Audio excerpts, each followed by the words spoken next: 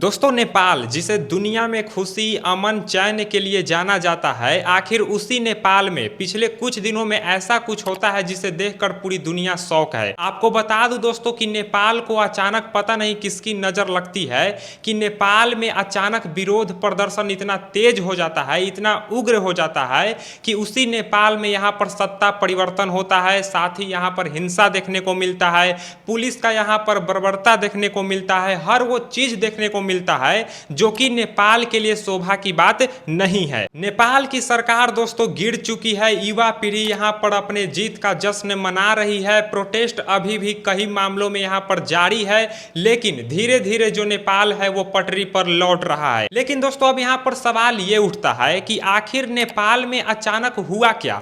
आखिर क्या यहां पर जो सरकार सोशल मीडिया एप्स बैन करने का जो खबर यहां पर सामने आता है, क्या उस वजह से यहां पर नेपाल में यहाँ पर सत्ता परिवर्तन होता है? क्या आखिर इसके पीछे का कोई और वजह है? यहाँ पर दोस्तों सवाल कई तरह के हैं। तो इस वीडियो में दोस्तों हम यहाँ पर बात करने वाले हैं कि आखिर नेपाल में हुआ क्या है, क्यों हुआ है, कैसे हुआ है, किसने किया है, उसके बारे में। तो आप लोग इस वीडियो को अंत तक जरूर देखना। तो नमस्कार दोस्तों, मेरा नाम है समीर और आप लोग यहाँ पर देख रहे हो रोहन इनसाइट। सबसे पहले तो दोस्तों आपको यहाँ पर लग रहा होगा कि नेपाल में जो कुछ भी हुआ, जो कुछ वहां पर लोग किए वो अचानक किए, अचानक लोगों में यहाँ पर गुस्सा जो है वो सामने आया। लेकिन दोस्तों अगर आप लोग यहाँ पर थोड़ा न्यूज वगैरह में इंटरेस्ट रखते हो तो आपको यहाँ पर मालूम होगा कि ये सारा खेल दोस्तों 9 महीने से चल रहा है। 9 महीने से दोस्तों यहां पर लोग लगे हुए थे सरकार को गिराने में, सत्ता परिवर्तन नेपाल में कराने के लिए। कई मामलों पर दोस्तों यहां पर नेपाल के छोटे छोटे जगहों में यहां पर प्रोटेस्ट हो रहा था, लेकिन सरकार को इससे कोई मतलब नहीं था, सरकार को कोई फर्क यहां पर नहीं पड़ रहा था।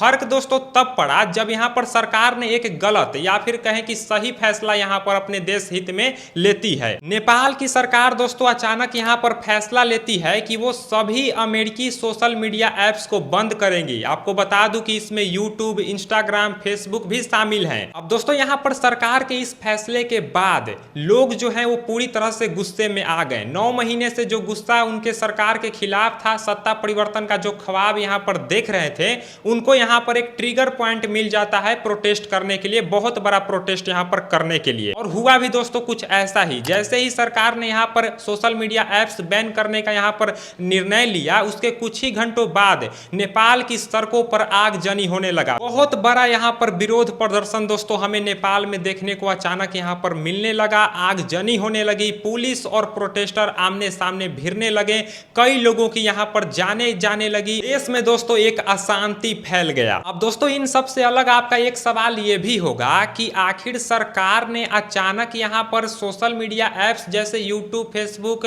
वगैरह, इंस्टाग्राम वगैरह को बैन करने का यहां पर निर्णय क्यों लेती है? तो सरकार इसके पक्ष में दोस्तों कहती है कि ये सब जो ऐप्स हैं ये फ्रॉड करते हैं, फेक न्यूज फैलाते हैं।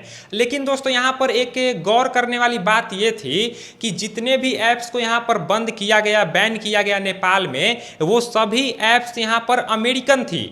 चाइना का एक भी सोशल मीडिया ऐप्स यहां पर नेपाल में बैन नहीं किया गया। जैसे कि टिकटॉक यहां पर नेपाल में खूब चलता है, खूब यहां पर शेयर किया जाता है उसके वीडियो को। यहां पर आप कह सकते हो कि इंस्टाग्राम से ज्यादा यहां पर टिकटॉक जो है वो प्रचलित है नेपाल में। लेकिन इसके बावजूद भी टिकटॉक को बैन नहीं किया गया, केवल अमेरिकन ऐप्स को बैन किया गया। अब इस बात से दोस्तों आपको यहां पर समझने को मिला होगा कि नेपाल की सरकार किस तरह से अमेरिकी ऐप्स को टारगेटेड तरीके से यहां पर निशाना साध रही थी, बैन कर रही थी। हालांकि दोस्तों आपको यह भी जानना चाहिए कि नेपाल के जो पूर्व प्राइम मिनिस्टर थे, जो अभी इस्तीफा दिए हैं, प्रोटेस्टर लोग उनको सत्ता परिवर्तन करा दिए हैं, वो चीन के बहुत बड़े समर्थक थे और अमेरिकी विरोधी नीतियों का यहां पर पालन करते थे। वो अमेरिका को वैल्यू नहीं देते थे। उनके कार्यकाल में नेपाल जो है वो चीन के बेहद ही करीब यहां पर नजदीक आ चुका था। वो अमेरिका को वैल्यू नहीं देते थे। चीन के बहुत बड़े समर्थक माने जाते हैं दोस्तों केपी शर्मा ओली। गौर करने वाली बात यह भी है दोस्तों कि केपी शर्मा ओली जो हैं नेपाल के पूर्व प्राइम मिनिस्टर, वो यहां पर कम्युनिस्ट नेता हैं, कम्युनिस्ट के बहुत बड़े समर्थक माने जाते हैं।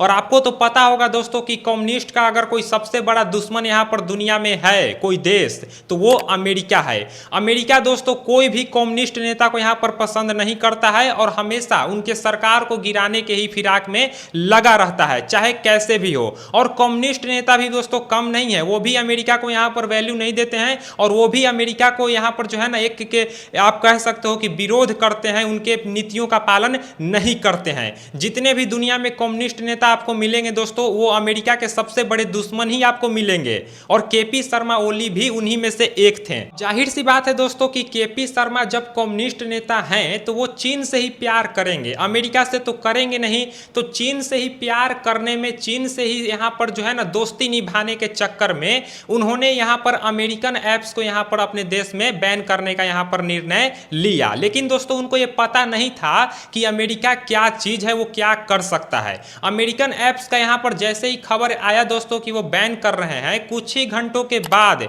उनके देश में यानी कि नेपाल में एक बड़े लेवल का प्रोटेस्ट यहाँ पर होने लगता है, जो केपी शर्मा के लिए इतना ज्यादा खतरनाक बन जाता है कि आखिरकार केपी शर्मा ओली को यहां पर जो है ना इस्तीफा देना पड़ा। अब दोस्तों यहां पर नेपाल में जो कुछ भी हुआ उसको लेकर आपके दिमाग में यहां पर अमेरिका का ख्याल आ रहा है तो आप गलत नहीं है, क्योंकि अमेरिका को पूरे दुनिया में इसीलिए जाना जाता है, वो मजबूत से मजबूत लोकतांत्रिक देश को यहां पर तोड़ सकता है, वहां का सत्ता परिवर्तन करा सकता है। भाई साहब यहां पर अमेरिका का जो डीप स्टेट जो यहां पर थ्योरी है उसका भी चर्चा दोस्तों पूरे दुनिया भर में होता है और उसका ताकत का अंदाजा दोस्तों कई देश नहीं लगा सकते हैं। हालांकि दोस्तों अमेरिका के बारे में यह भी कहा जाता है कि यह जितना ऊपर से आपको ताकतवर देखने में लगता है उतना ही ये नीचे से भी ताकतवर है, इसकी जड़ बहुत ज्यादा नीचे तक गई हुई है दोस्तों।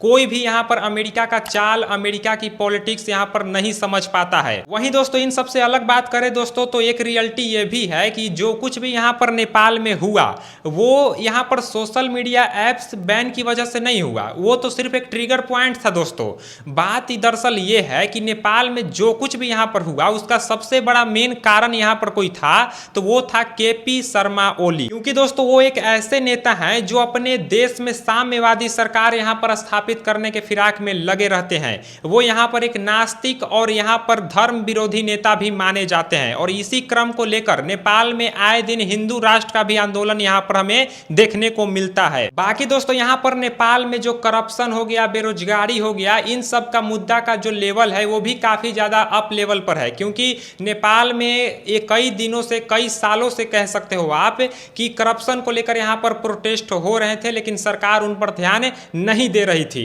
लेकिन आखिरकार यहाँ पर सरकार को सुनना पड़ा, अपना इस्तीफा देना पड़ा, सत्ता यहाँ पर परिवर्तन हो चुका है, देश में क्रांति आ चुकी है, युवा पीढ़ी का यहाँ पर जीत हो चुका है। तो नेपाल की जनता को यहाँ पर एक मेरे तरफ से आज़ादी मुबारक हो उनकी जीत को लेकर। बाकी यहाँ पर दोस्तों आप लोग क्या कहेंगे इसके बारे में कमेंट में आप लोग मुझे कमेंट कर जरूर बताना और चैनल को सब्सक्राइब यहाँ पर जरूर कर देना। मिलते हैं नेक्स्ट वीडियो में जल्दी, तब तक के लिए गुड बाय एंड जय हिंद।